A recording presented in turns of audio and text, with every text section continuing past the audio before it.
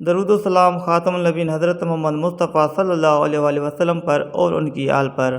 حضرت انس رضی اللہ تعالیٰ عنہ فرماتے ہیں کہ رسول خدا صلی اللہ تعالیٰ علیہ وآلہ وسلم نے فرمایا، یہ عمل اللہ تعالیٰ کے غضب کو ٹھنڈا کرتا ہے اور بری موت کو ٹال دیتا ہے اور پہاڑ سے زیادہ وزن دار ہے اور گناہوں کو ایسے مٹاتا ہے جیسے پانی آگ کو بجھا دیتی ہے۔ یہ عمل عمر بڑھا دیتا ہے، دشمن سے بچنے کا بہترین ذریعہ ہے، روزی میں اضافہ ہو جاتا ہے، مال و دولت میں برکت ہوتی ہے، موت کی سختی کو دور کرتا ہے اور تمہارے اولادوں پر خیر و سلامتی اللہ تعالیٰ کے ملائکہ ذمے آ جاتی ہے۔ وہ عمل بسم اللہ الرحمن الرحیم۔ السلام علیکم ورحمۃ اللہ وبرکاتہ۔ محترم ناظرین، ایک مومن اور ایک کافر مچھلی کا شکار کو چلے۔ جب کافر اپنا جال پھینکتا اور اپنے خدا کا نام لیتا تو اس کا جال مچھلیوں سے بھرا ہوا نکلتا، لیکن مومن ڈالتا اور اللہ کا نام لیتا تو کچھ بھی حاصل نہ ہوتا۔ وہ سورج غروب ہونے تک شکار میں لگا رہا، بس اس سارے وقت میں ایک مچھلی ہاتھ لگی جسے اس نے اپنے ہاتھ میں پکڑا، لیکن اس نے ایسی حرکت کی کہ پانی میں جا گری۔ بس مومن اس حالت میں واپس لوٹا کہ اس کا جال مچھلیوں سے خالی تھا، جبکہ کافر کا جال بھرا ہوا تھا۔ اللہ تعالیٰ نے مومن کے فرشتے سے فرمایا، ادھر آ۔ پھر اس کو مومن کا ٹھکانہ جنت میں دکھلایا اور فرمایا، جب میرا مومن بندہ اس مقام میں آ جائے گا تو اسے اس کے بعد کوئی چیز تکلیف نہیں دے سکے گی۔ اس کے بعد اس فرشتے کو دوزخ میں اس کافر کا ٹھکانہ دکھایا تو پوچھا، بتاؤ کچھ اسے دنیا کا انعام اور عیش ملا ہے، وہ اس کے دوزخ کے ٹھکانے سے نجات دلا سکتا ہے؟ فرشتے نے عرض کیا، اے پروردگار، قسم بخدا کبھی نہیں۔ نبی کریم صلی اللہ علیہ وسلم نے فرمایا، میرے پاس ایک فرشتہ آیا جس کا جسم کعبہ شریف کے مساوی تھا۔ اس نے کہا، اے محمد، آپ پسند کریں کہ نبی ہونے کے ساتھ بادشاہ بنیں گے یا نبی ہونے کے ساتھ اللہ کے بندے بنیں گے؟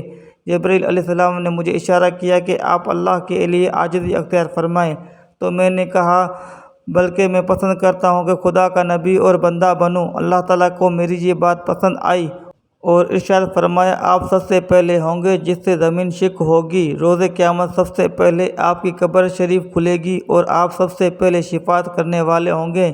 اس شفاعت سے شفاعت کبریہ مراد ہے، جس سے پہلے کسی نبی اور ولی کو شفاعت کرنے کی ہمت نہ ہوگی۔ بعید نہیں کہ شفاعت کبریہ کے بعد دوسرے شفاعت میں بھی آپ سب سے پہلے شفاعت کریں۔ حضرت انس بن مالک رضی اللہ تعالیٰ عنہ فرماتے ہیں، جب اللہ تعالیٰ نے تمام انسانوں کو بابل میں جمع کیا تو ان کے جمع کرنے کے لیے مشرقی، مغربی، شمالی، جنوبی اور سمندری ہوائیں چلائی، جنہوں نے ان کو بابل میں جمع کر دیا۔ جب وہ اس روز جمع ہوئے تو اس انتظار میں رہے کہ ہمیں یہاں پر کیوں جمع کیا گیا ہے، تو اچانک ایک منادی نے پکارا، تم انسانوں میں سے جس نے مغرب کو اپنے داہنے اور مشرق کو اپنے بائیں کیا اور اپنا رخ قبلہ بیت اللہ کی طرف کیا، تو آسمان والوں کی زبان بولنے لگا، یعنی اس کی قومی زبان عربی ہوگی۔ تو یرب بن قحطان کھڑا ہوا تو اس منادی کرنے والے فرشتے نے کہا، اے یرب بن قحطان، تو ہی وہ آدمی ہے، یہی وہ انسان ہے جس نے سب سے پہلے عربی میں کلام کیا۔ اس کے بعد یہ منادی فرشتہ اسی طرح ندائیں دیتا رہا کہ جس نے یہ اور یہ کیا تو اس کے لیے ایسا ہی، حتیٰ کہ یہ سب موجود حضرات بہتر زبانوں میں بٹ گئے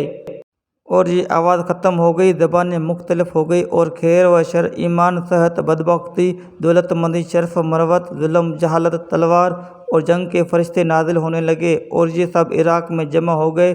تو بعض نے بعض کو کہا کہ تم بکھر جاؤ، تو ایمان کے فرشتے نے کہا، میں مدینہ منورہ اور مکہ معظمہ میں رہوں گا۔ حیا کے فرشتے نے اسے کہا، میں بھی تمہارے ساتھ ہوں۔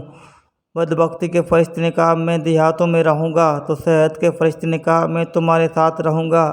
ظلم اور ناانصافی کے فرشتے نے کہا، میں مغرب کے علاقوں میں رہوں گا۔ تو جہالت کے فرشتے نے کہا، میں تمہارے ساتھ رہوں گا۔ شاید اسی وجہ سے مغربی اقوام میں عموماً دینی علوم سے ناواقفیت ہے۔ تلوار کے فرشتے نے کہا، میں علاقہ شام میں رہوں گا۔ تو جنگ کے فرشتے نے کہا، میں بھی تمہارے ساتھ رہوں گا۔ دولت مندی کے فرشتے نے کہا، میں بھی اسی علاقہ بابل میں رہوں گا۔ تو مروت کا فرشتہ نے کہا، میں بھی آپ کے ساتھ رہوں گا۔ تو شرف کے فرشتے نے کہا، میں تم دونوں کے ساتھ رہوں گا۔ شاید اسی شرف کی وجہ سے ملک شام میں ابدالوں کے رہنے کا حدیث میں ذکر آیا ہے۔ اللہ تعالیٰ کے بہت سے فرشتے ایسے ہیں جو انسان کے رزق مہیا کرتے ہیں۔ اللہ تعالیٰ ان کو حکم فرمایا ہے کہ جس آدمی کو تم اس حالت میں پاؤ کہ اس نے صرف روزی کے دھندے کو اپنا اوڑھنا بچھونا بنا رکھا ہے، تو تم اس کو آسمان اور زمین کے رزق مہیا کر دو اور دیگر انسانوں کو بھی بقدر تقدیر خداوندی حصہ دو۔ جس آدمی کو تم روزی طلب کرتا ہوا پاؤ تو اس کو اس کے ارادہ سمیت مہلت دے دو۔ یہ شخص اس درجہ سے زیادہ روزی حاصل نہیں کر سکے گا جتنی میں نے اس کے لیے مقرر فرما رکھی ہے۔ اللہ تعالیٰ کے بہت سے فرشتے ایسے ہیں جو زمین پر چلتے پھرتے ہیں، اور یہ لوگوں کے اعمال نامہ لکھنے والے فرشتوں کے علاوہ ہیں۔ یہ راستوں میں گھومتے ہوئے ذکر کرنے والوں کو تلاش کرتے رہتے ہیں۔ بس جب کسی جماعت کو اللہ تعالیٰ کا ذکر کرتے ہوئے پاتے ہیں تو ایک دوسرے کو بلاتے ہیں کہ آؤ، اپنی ضرورت یہاں موجود ہے، تو وہ ذاکرین کو آسمان تک اپنے پروں سے چھپا لیتے ہیں اور ان سے ان کا رب سوال کرتا ہے، جبکہ وہ ان سے زیادہ باخبر ہے کہ میرے بندے کیا کہہ رہے تھے۔ تو وہ کہتے ہیں کہ تیری تسبیح، تکبیر، تعریف اور بزرگی بیان کر رہے تھے۔ اللہ تعالیٰ پوچھتا ہے، کیا انہوں نے مجھے دیکھا ہے؟ وہ عرض کرتے ہیں، نہیں، اللہ کی قسم انہوں نے نہیں دیکھا۔ اللہ تعالیٰ فرماتا ہے، اگر وہ مجھے دیکھ لیں تو ان کی کیا حالت ہوگی؟ عرض کرتے ہیں، اگر وہ تجھے دیکھ لیں تو آپ کی عبادت بھی خوب کریں، تیری بزرگی بھی خوب بیان کریں اور تسبیح بھی خوب کہیں۔ اللہ تعالیٰ پوچھتا ہے، اچھا یہ بتاؤ وہ مجھ سے کیا طلب کرتے تھے؟ وہ عرض کرتے ہیں، وہ تجھ سے جنت طلب کرتے تھے۔ اللہ تعالیٰ فرماتا ہے، کیا انہوں نے اس کو دیکھا ہے؟ وہ عرض کرتے ہیں، نہیں، اللہ کی قسم اے پروردگار انہوں نے اسے نہیں دیکھا۔ اللہ تعالیٰ فرماتا ہے، اگر یہ لوگ اس کو دیکھ لیں تو ان کی کیا حالت ہوگی؟ وہ عرض کرتے ہیں، اگر وہ اس کو دیکھ لیں تو اس کی بہت زیادہ حرص، بہت زیادہ طلب اور بہت زیادہ رغبت کرنے لگیں۔ اللہ تعالیٰ فرماتا ہے، وہ لوگ کسی چیز سے پناہ مانگتے تھے؟ وہ عرض کرتے ہیں، جہنم سے۔ اللہ تعالیٰ فرماتا ہے، کیا انہوں نے اسے دیکھا ہے؟ وہ عرض کرتے ہیں، نہیں، قسم بخدا انہوں نے اس کو نہیں دیکھا۔ اللہ تعالیٰ فرماتا ہے، ان کی کیا حالت ہوگی اگر وہ اس کو دیکھ لیں؟ وہ عرض کرتے ہیں، اگر وہ اس کو دیکھ لیں تو اس سے خوب بھاگنے والے اور خوب ڈرنے والے ہوں۔ اللہ تعالیٰ فرماتا ہے، تمہیں گواہ بناتا ہوں کہ میں نے ان سب کو معاف کر دیا۔ ان فرشتوں میں سے ایک فرشتہ عرض کرتا ہے، اے اللہ، فلاں آدمی ان ذاکرین سے نہیں تھا، اس کو تو اس کی کوئی مجبوری لائی تھی۔ اللہ تعالیٰ ارشاد فرماتا ہے، یہ ذاکرین ایسی قوم ہے کہ ان کا ہم نشین بھی محروم نہیں ہوگا۔ حضرت علی کرم اللہ وجہ الکریم فرماتے ہیں، جب سورج طلوع ہوتا ہے تو 2 فرشتے اس کے ساتھ نگران ہوتے ہیں، جب تک وہ چلتا رہتا ہے یہ بھی اس کے ساتھ ساتھ چلتے رہتے ہیں، یہاں تک کہ جب وہ اپنے وطن میں عرش کے بالمقابل درمیان میں پہنچتا ہے تو سجدہ میں گر جاتا ہے، یہاں تک کہ اسے حکم دیا جاتا ہے کہ اللہ تعالیٰ کی قدرت کے ساتھ آگے بڑھ۔ بس جب سورج طلوع ہوتا ہے تو اس کے سامنے 7 آسمان روشن ہو جاتے ہیں اور یہ دونوں فرشتے اسے باشندگان زمین کے لیے روک لیتے ہیں، یہاں تک کہ جب وہ اپنے کتب میں پہنچتا ہے تو ایک فرشتہ مشرق میں کھڑے ہو کر کہتا ہے، اے اللہ، خرچ کرنے والے کو باقی رہنے والا عوض عطا فرما، اور ایک فرشتہ مغرب میں کھڑے ہو کر کہتا ہے، اے اللہ، روکنے والے کو ضائع ہونے والا عوض عطا فرما۔ پھر جب عشاء کی نماز پڑھ لی جاتی ہے اور رات کا ایک حصہ آسمانی حصوں کے اعتبار سے گزر جاتا ہے تو یہ دونوں فرشتے کھڑے ہو کر منادی کرتے ہیں، کوئی بخشش مانگنے والا ہے جسے معاف کیا جائے، کوئی توبہ کرنے والا ہے جسے توبہ دی جائے، کوئی حاجت مند ہے جس کی حاجت پوری کی جائے، کوئی مظلوم ہے جس کی امداد کی جائے۔